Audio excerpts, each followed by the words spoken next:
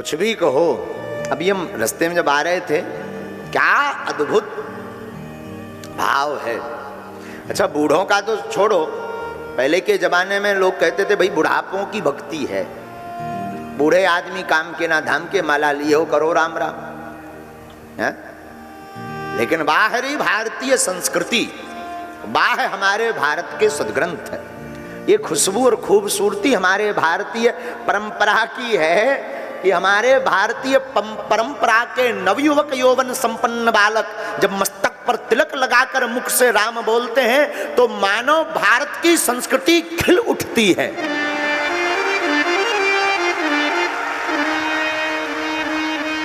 जब यहाँ के नवयौवन संपन्न युवा,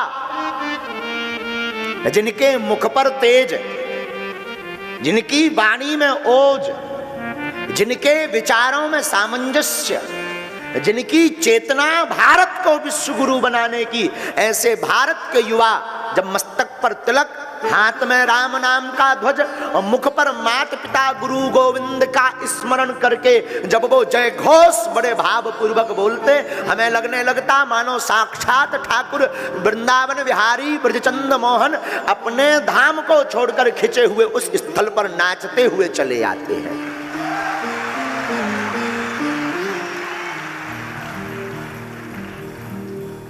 आज हमसे एक पत्रकार महोदय अभी प्रेस कॉन्फ्रेंस में पूछ रहे थे कि महाराज जी, अभी कुछ दिन पूर्व एक और कथा हुई शिव पुराण की, पूज्य पंडित श्री प्रदीप मिश्रा जी, और अब आपकी हुई तो श्री मिश्रा जी जो है शंकर जी का उपाय बताया गया। अब आप आए तो आप कह रहे जय हनुमान ज्ञान गुण सागर। आदमी तो इसी में दिग्भ्रमित तो हो गया कि शंकर जी यहाँ एक लोटा जल दें कि जय हनुमान ज्ञान गुण सागर ठोके। प्रश्न बड़ा तर्क संगत पूर्ण था, चूंकि प्रश्न बड़ा तर्क संगत पूर्ण था तो हमें बोलने में भी बड़ा आनंद आया। हमने कहा श्रीमान नारद महोदय, हाँ, पत्रकारों को नारद ही कहा जाता है। नारद का अर्थ चुगलखोर नहीं होता, नारद का अर्थ होता सत्य को दिखाने की सामर्थ्यता रखने वाला।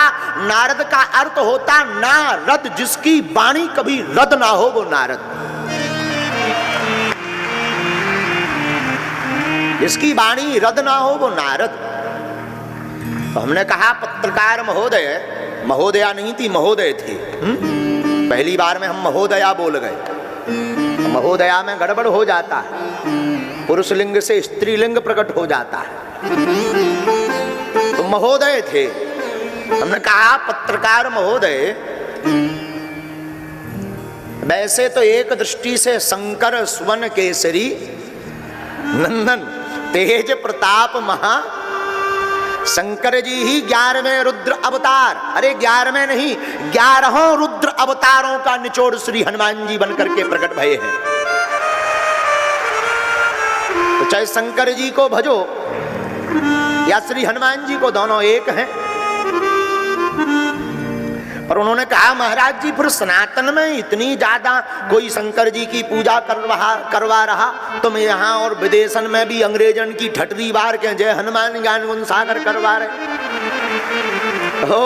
कोई माता की पराम्बा जगदम्बा मात भवानी मातेश्वरी त्रिपुर सुंदरी भुवनेश्वरी माँ की पूजा बता रहा, तो कोई भगवान विष्णु की पूजा बता रहा, तो कोई भगवान रामचंद्र की पूजा बता रहा। तो ब्रजवासी वृंदावन वाले जितने भी हैं ब्रज भाव में परिपूर्ण, वो भगवान श्री नंदनंदन ठाकुर जी को तो ध्याते हैं, पर ठाकुर जी से ज्यादा ब्रजेश्वरी श्री वृषभानु दुलारी हमारी श्री राधा रानी जी की पूजा बताते हैं। तो कई बार मन मस्तिष्क में गड़बड़ हो जाता है कि किसकी पूजा करें। हमने उनको कहा कि देखो श्रीमान, यही तो सनातन की खूबसूरती है। बोले क्या? हमने कहा अन्य धर्मों में सर्वोत्तम सर्वश्रेष्ठ धर्म सनातन धर्म इसीलिए है कि और धर्मों वालों लोगों के पास तो एक ही देवता है,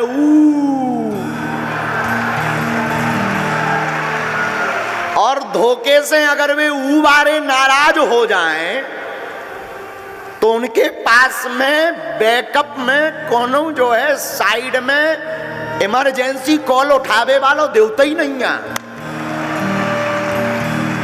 और हमारे सनातन धर्म की इसीलिए खूबसूरती है कि अगर तुम शंकर जी की पूजा में बहुत अनचड़ हो रही, तुम्हें दिक्कत हो रही कि तुम्हारे लेवल के अक्खड़ फक्कड़ हैं नैया, तो तुम जय हनुमान ज्ञान गुण सागर करो। उनमें भी मन नहीं भर रहा तो ओम जय अम्बे गौरी मैया जय श्यामा गौरी, उसमें भी काम नहीं चल रहा तो वृंदावन बिहारी लाल की जय, उनसे भी तुम्हारी सेटिंग नहीं बन पा रही। बांसुरी बजावे वाले से तब भी कोनो दिक्कत नहीं है। धनुष बाण वाले श्री रामचंद्र कृपालु भजमन हरण भव वै दारुणम नव कंज लोचन कंज मुख कर कंज पद कंजारुणम कंदर्प अग्नित अमट छवनौ नील नीरज सुंदरम, इनकी स्तुति करो, इन्हें ध्याओ। इनसे भी सेटिंग नहीं बन पा रही, कोई गड़बड़ नहीं, कोई दिक्कत नहीं, इनसे भी तुम साइड कर लो, किनारा कर लो। और भी अलग अलग देवता, दाढ़ी वाले देवता, बिना मूछन वाले देवता, चक्र सुदर्शन वाले देवता, बीणाधारी श्री नारद जी भी है, जिनसे तुम्हारी सेटिंग बने उनसे पकड़ लो। यही तो खूबसूरती सनातन धर्म की है? अब बताओ तुम क्या। अच्छा देखो कितनी अद्भुत महिमा। लोग हमसे कहते हैं आप कट्टर बातें बोलते हैं, हम अपनी बात बोलते हैं। नफरत नहीं, हम प्रेम के आदी हैं, पर गर्व से कहते हैं हम हिंदुत्ववादी हैं। लोगों को लगता, अभी पत्रकार बता रहे, बोले गुरुजी भारत में आपको ही टारगेट क्यों किया जाता? हमने कहा इसलिए टारगेट किया जाता है कि जो सच्ची औषधि होती है वो जरा कड़वी होती है तो पेट गड़बड़ कर देती है। हाँ, जिस आदमी को मिलावट का दूध पीने का आदत पड़ गया हो, उसको एकदम पेवर बिना पानी मिला हुआ दूध दे दो तो 2 मिनट में सब फिल्टर साफ हो जाता है। तो हमने कहा हम भाई मिलावट नहीं जानते, यहाँ तो जो वाईफाई में सिस्टम वो अपने पास, और अपने मुंह से निकल जाता है। बोले आपको हमेशा भारत में टारगेट। हमने कहा लोगों ने भगवान राम को नहीं छोड़ा, हमें कब छोड़ेंगे? हम तो आम हैं। अब सनातन की बात उठी ही है तो हम आपको करबद्ध निवेदन कर दें, औरों के पास तो एक ही किताब है, एक फिक्स है, चाहे उल्टी पढ़ो चाहे सीधी, चाहे बीच से पढ़ लो चाहे एक पेज फाड़ के पढ़ लो। हम नाम नहीं लेंगे अपने पवित्र मुंह से। समझदार हो आप लोग। अपने पास रामायण में तुम आओ चित्तनी चिपक रहो, ठटरी के बरे भागवत पढ़ा।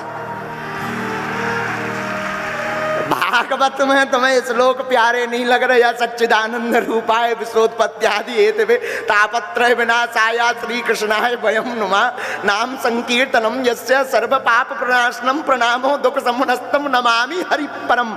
अगर तुम्हें ये श्लोक प्रिय नहीं लग रहा है कोई बात नहीं, ठटरी के बरे 4 वेद पढ़। इनमें भी तो उबासी आ रही, नींद आ रही, चिनूना काट रहा हो, कोई दिक्कत नहीं, 6 शास्त्र पढ़। हाँ, कोई दिक्कत नहीं। 6 शास्त्र में भी तोड़ो हार्ट अटैक हो रहा हो ठटरी के बरे, 18 पुराण पढ़। इतने भी तोरी बुद्धि नहीं चल रही, पढ़ लो, दिमाग ठिकाने नहीं लग रहा तो 18 उप पुराण पढ़। इनमें भी तुम्हारी बुद्धि नहीं लग पा रही तो हमारे भारत के ऋषि मुनि कितने बुद्धिस्ट थे, कितनी बुद्धि तीव्र थी, कितना तीक्ष्ण ज्ञान था। हमारी भारतीय सनातनीय वैदिक परंपरा में 108 उपनिषदों का वर्णन कर दिया। पढ़त पढ़त 7 पैड़ी मर जाएगी, लेकिन ये कभी पढ़ नहीं पाएंगे। तो मेरे प्यारे, उनके पास तो एक ही किताब है, हम लोग तो इतने धनवान हैं कि ग्रंथों के नाम नहीं ले पाएंगे, वो जिंदगी कट जाएगी।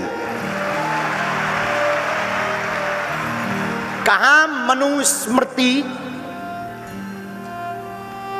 श्रीमद् भगवत गीता, जिस गीता का आदर्श विदेशी भी करते हैं। ये कितने धनवान लोग हम सनातनी हैं। कई लोग हमसे कहते गुरुजी बड़े निर्धन हैं। निर्धन वो है जिनके पास गोविंद धन नहीं है, जिनके पास गुरु रूपी धन है, जिनके पास गोविंद रूपी धन है, और वो निर्धन भला कहाँ हो सकता। और यद वैष्णवानाम धनम, वैष्णवों का परम धन तो गोविंद की कथा है। तो जो अशोक नगर के पागल यहाँ विराजमान हैं, हम करबद्ध निवेदन करेंगे, आप अपने आप को गौरवान्वित महसूस करिए।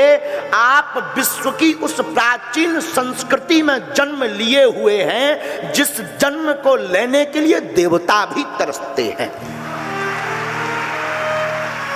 और इतने के बाद धन देखिए, मस्तक पर तिलक, शिखा, चोटी, कंठ में माला, ये भारतीय हिंदुओं की परंपरा और पहचान है। ये हम लोगों को हमारे पूर्वजों ने, गुरु गोविंद सिंह, गुरु नानक देव, 10वें गुरु सिखों के गुरु गोविंद सिंह, जिन्होंने अपनी पगड़ी, अपने केस, अपने चूड़ा, अपने कृपाण को बचाने के लिए यवन औरंगजेबों से सनातन धर्म की रक्षा के लिए, कश्मीरी पंडितों की रक्षा के लिए हाथ में लोहा उठा करके दांतों चने चबवा दिए थे।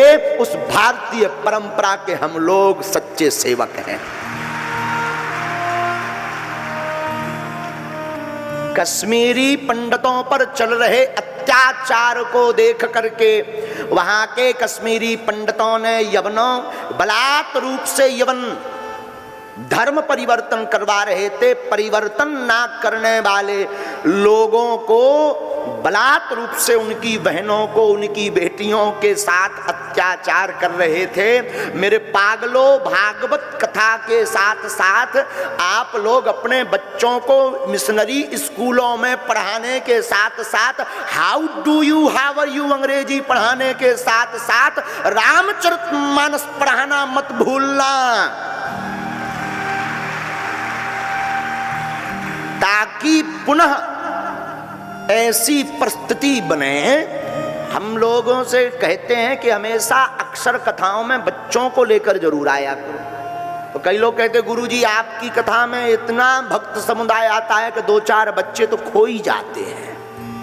हमने कहा कोई नहीं, वो मिल जाएंगे, लेकिन बच्चों को जरूर लाया करो। पूछो क्यों?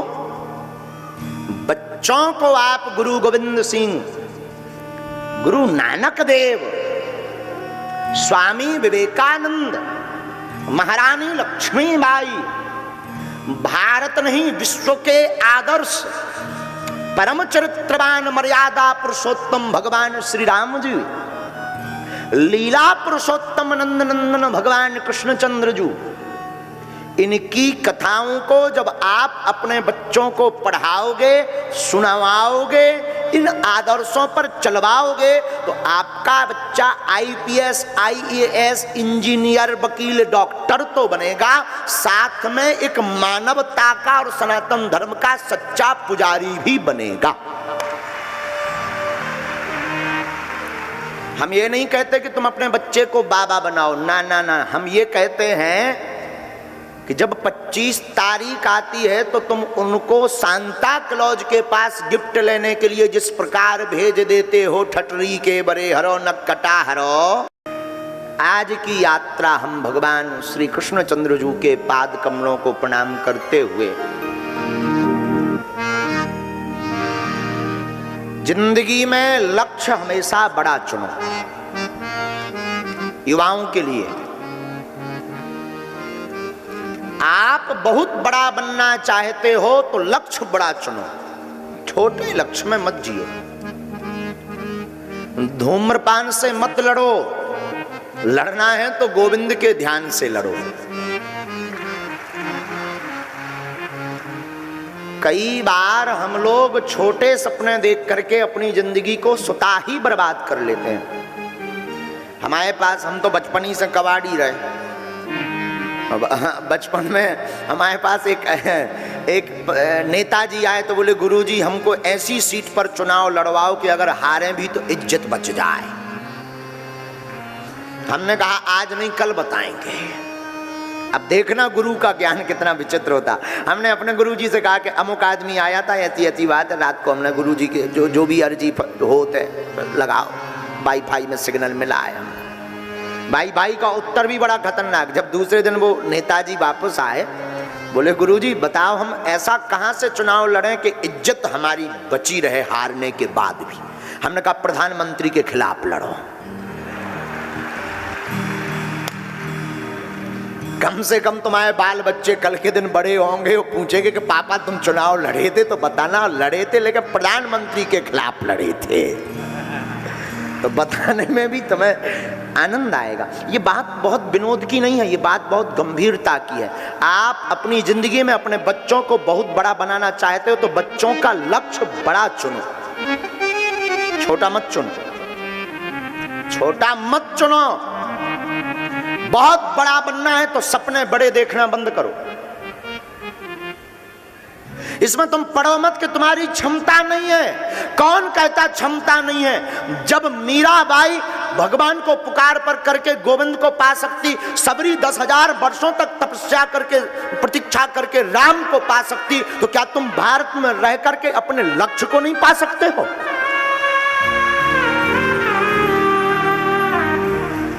यहाँ के खबर नहीं अमीर आदमी हैं कि नहीं, एजेंसी के एक मालिक कल रात्रि में वो दोनों सापत्नीक जहां हम निवास करते तो वहां पर प्रश्नोत्तरी चर्चा में मिले हमको। बोले गुरुजी हमने 4 महीने से सिर्फ यही रटन लगाई थी कि एक बार हम आपको नजदीक से मिले। रोज यही सन्यासी बाबा से प्रार्थना करते थे कि हमें और तो कुछ पता नहीं, पहुंच पाना हमारा मुश्किल है। और उन्होंने बताया भी कि हमने कलेक्टर से लेकर के सबका सपोर्ट लगाया, मिल नहीं पाए। हमने कहा माफ करना, सपोर्ट के चक्कर में तो हम बिल्कुल मिलते ही नहीं है। कोई अगर तुम सपोर्ट किसी की भी लगा लो फिर तो हम बिल्कुल भी नहीं मिलते, लेकिन आप मिले हैं ये शुभकामना। और हमें उनकी एक बात बहुत हृदय में चोट कर गई। उनके पति का कहना था कि महाराज जी हमें विश्वास था कि एक दिन ऐसा होगा कि आपकी गाड़ी हमारे घर के नीचे होगी। इसका मतलब वहां होगी। और साधु सच बोले हमने उनको तो कुछ नहीं बोला, पर हृदय हमारा इतना गदगद हो गया कि व्यक्ति के अंदर अगर जुनून हो ना, व्यक्ति के अंदर अगर लक्ष्य को पाने का संकल्प हो ना, व्यक्ति दृढ़ संकल्पित हो, भटके भरना। हम तो धीरेन्द्र कृष्ण है, वो गोविंद भी दौड़ा दौड़ा चला आएगा। हम तो मानव हैं, वो ईश्वर भी दौड़ा दौड़ा चला आएगा। इसीलिए मेरे युवानों, मेरे पागलों, तुम अपने जितने भी माता पिता बैठे अपनी बेटी को, अपने बेटे को छोटा लक्ष्य मत चुनवाओ, बहुत बड़ा लक्ष्य का उसे सपना दिखाओ। वहां नहीं पहुंचेगा, 19 नंबर पर पहुंचेगा। 10 नंबर का सपना देखने से अच्छा है 20 का देखो। और जब तक पा ना जाओ तब तक भटको मत। हमारी जिंदगी का एक खुद का बाकिया है। गांव में हम जब अभी भी गांव में ही रहते हैं। पुराना मकान जहां हमारा था, छोटी सी झोपड़ी, हम माँ पिता, हमारी बहन और हमारा भाई, 5 लोग उसी घर में रहते थे। उस जमाने में टीवी का उतना प्रचलन नहीं था। पड़ोस के घर में एक सज्जन टीवी लेकर के आए, वो भी ब्लैक एंड व्हाइट, आज भी हमें याद है। पूरा मोहल्ला, पहले तो टीवी प्रायः कम होती थी, सब देखने जाते थे, तो हम भी जाते थे रोज टीवी देखने। हम भी सबके बीच में जाकर बैठते थे। नया नया शौक, बचपना तो था ही। अवस्था रही होगी यही कोई 8-10 साल की, कोई बड़ी अवस्था नहीं। ध्यान से सुनना। एक बार उन महोदय को पता नहीं, हमारा समय चक्र खराब था इसलिए हो सकता, उन महोदय ने किसी बात पर रुष्ट होकर के हमसे तो डायरेक्ट नहीं कहा, और बगल में बैठी अपनी मां से कहा कि ये रोज रोज आ जाते हैं देखने के लिए, बंद करो टीवी। और टीवी उन्होंने बंद कर दी। हम खड़े भये। हमारा समय विचित्र था उस वक्त। बचपन से ही भावनाएं हनुमान जी के प्रति खूब दृढ़ थी, तो याद आ गई हमें वो बात कि बन जाते हैं लाखों रिश्ते जब पैसा पास होता है, टूट जाता वो रिश्ता गरीबी में जो सबसे खास होता है। हमने उनको कुछ बोला नहीं, हमने ये भी नहीं कहा कि हम चले जा रहे, ये भी नहीं बोला कि हमारे कारण आपने टीवी क्यों बंद कर दी, हमने ये भी नहीं बोला कि हम आज से नहीं आएंगे, बहुत हो गया, नहीं। मुस्कुरा कर अच्छा जी सीताराम, उन्होंने सीताराम भी नहीं बोला, हमने तो बोला। वापिस सामने ही घर था हमारा, वापिस आके हम बैठ गए। रात का समय वही 10-11, माँ लेटी थी। माँ ने पूछा क्या हुआ, हमने कहा माँ कुछ नहीं, लाइट चली गई। घर में उस वक्त हमारे डिब्बी से काम चलता था, बापू भी, पिताजी भी हमारे वहीं बैठे हुए थे, आंखों में आंसू। वो बात बार बार दिमाग में टच कर रही थी, रोज रोज देखने आ जाते हैं, रोज रोज देखने आ जाते हैं, रोज रोज देखने। एकांत कोने में वहां एक मैदान सा था, कोई क्योंकि हमारा जो पुराना मकान था ना वो गांव के एकदम लास्ट में, आप गए ना, एकदम लास्ट में। तो एकांत में हम जाकर के बैठे, खूब आंसू पहुंचे, लगभग 1.5 घंटे तक। खबर से सुनना, हो सके तो तुम अपनी जिंदगी में इस बात को उतारना। हमने तो भोगा है, ईश्वर करे तुम्हें कभी ना ये भोगना पड़े।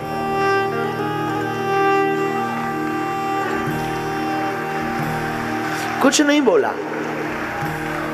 मौन होकर के हमने प्रण लिया कि अब अपनी जिंदगी में हम टीवी तब देखेंगे जब अपने बाप की होगी, नहीं तो लौट कर देखेंगे बस।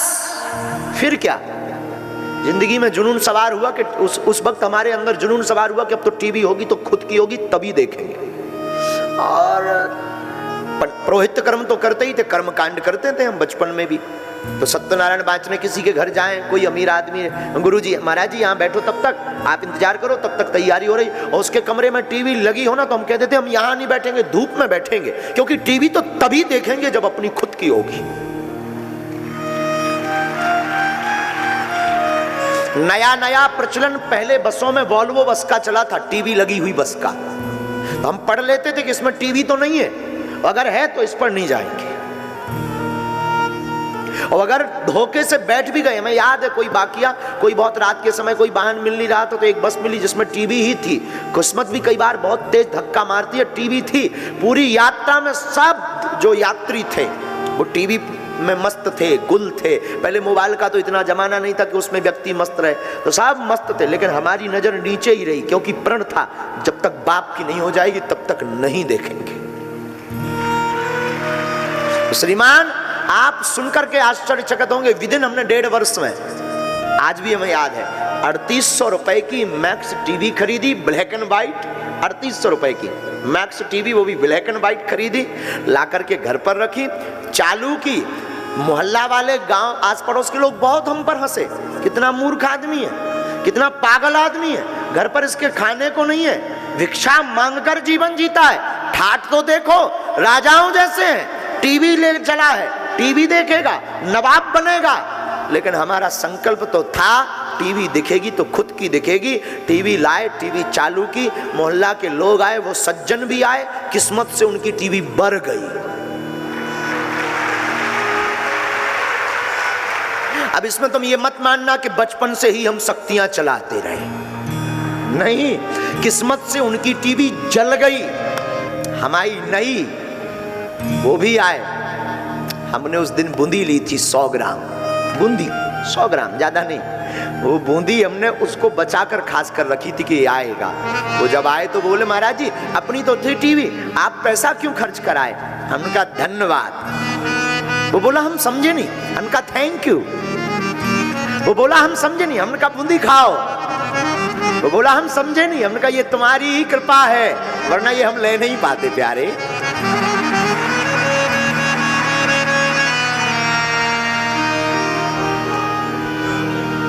और अब ये जिंदगी है साधु, जिंदगी में लक्ष्य हो और गुरु कृपा हो। तो उसने टीवी के लिए भगाया था, टीवी भी खरीदी, और साधु आज टीवी पर भी आ रहे हैं।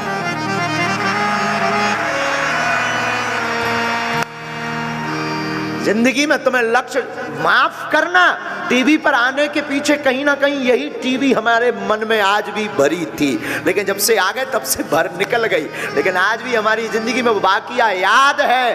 अपनी जिंदगी में हमने जिस लक्ष्य को पाने की कोशिश की, गुरु ने कृपा की। और याद रखना, जिसकी जिंदगी में गुरु होता है ना, वो गुरु हनुमान जी जैसा हो, वो जिंदगी की कोई भी मंजिल पा सकता है, कोई भी मंजिल। इसलिए मेरे पागलों, तुम घबराना मत। अशोक नगर के युवाओं से कहेंगे, तुमने आईएएस, आईपीएस, सिविल सर्विसेज या बहुत बड़ा सनातन धर्म का संरक्षक बनने का सपना देखा है तो मत टूटना, मत डिगना, मत बहकना। उठो, जागो, करो मेहनत। हनुमान जी के चरण पकड़ के एक दिन ऐसा आएगा, कामयाबी शोर मचाएगी। हमारी जिंदगी में तो हुआ। और बुरा मत मानना, हमने कोई शक्ति का उपयोग नहीं किया उस वक्त बचपन में, जबकि ये घटना बता रहे हैं। शक्तियां तो हमें 12 वर्ष की अवस्था में मिली।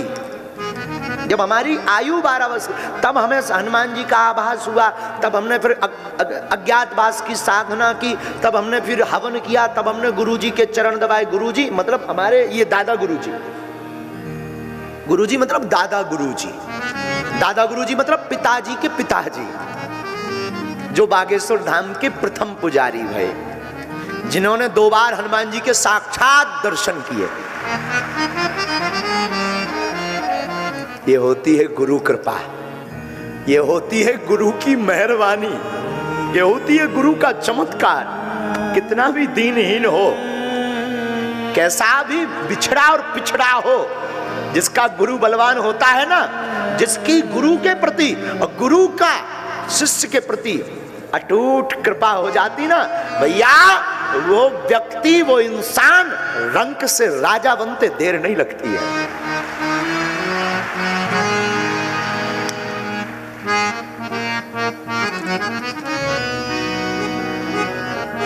इसलिए मेरे प्रार्थना है, मेरे साधु, आज की कथा हम बाद में शुरू करेंगे। ये वाकया हमें बहुत स्मरण आ रहा था कि आप लक्ष्य बड़ा चुनो। तुम लड़ किससे रहे? धूम्रपान से, नशा से, मोबाइल से। बहुत से युवा हम ये कर नहीं पाएंगे। बहुत से लोग कहते हैं गुरुजी हमसे नहीं हो पाएगा। बहुत से कथावाचक हमको मिलते हैं, महाराज जी आप कर लेते हो, आप विरोध झेल लेते हो, हम नहीं झेल पाएंगे। अरे मेरे पागल, क्या उल्टी बात करता। सनातन के लिए अपनी बात बोलना कट्टरपन अगर है तो है, क्या डरना। बार बार मरना नहीं है, एक बार बचना नहीं है।